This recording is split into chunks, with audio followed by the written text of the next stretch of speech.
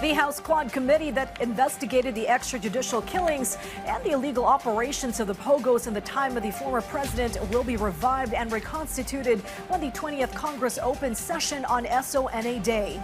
And Quadcom member and Manila Representative-elect Benny Abante wants a piece of the action on the whodunit case of the missing 34 online cockfighting gamers, as we hear the full report from our Mela Les Moras. Manila 6th District Representative Bienvenido Abante Jr. confirmed that they will reconstitute the House Quad Committee this 20th Congress. According to Abante, one of the new issues they will be discussing is the case of the missing sabongeros. That will be covered, no? In fact, I already have talked with some of the would-be members of the Quadcom na palagay ko makakasama ito sapagkat that is another issue as far as the extrajudicial killing is concerned, no?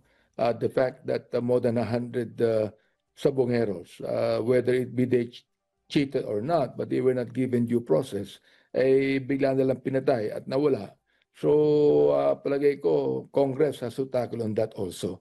For now, the lawmakers are still finalizing how their hearings will proceed, but Abante has already given a preview of who they plan to summon. Well, papaimbita po namin, for example, like yung whistleblower nila o yung magiging witness, si Totoy. Well, definitely we're going to invite him. Like Atong Ang should be also invited. And of course, the Philippine National Police who investigated some of the policemen right now. Aside from this, Abante said the Quad Committee may also tackle issues related to online gambling. In fact, I would be filing a total ban on online gambling. Pangalawa, even amending PAGCOR as far as PAGCOR having the authority to give franchises and licenses to online gambling. Pangatlo, yung bang bill that are prohibiting online gambling advertisements. Mela Les Moras from the National TV Network for a New and Better Philippines.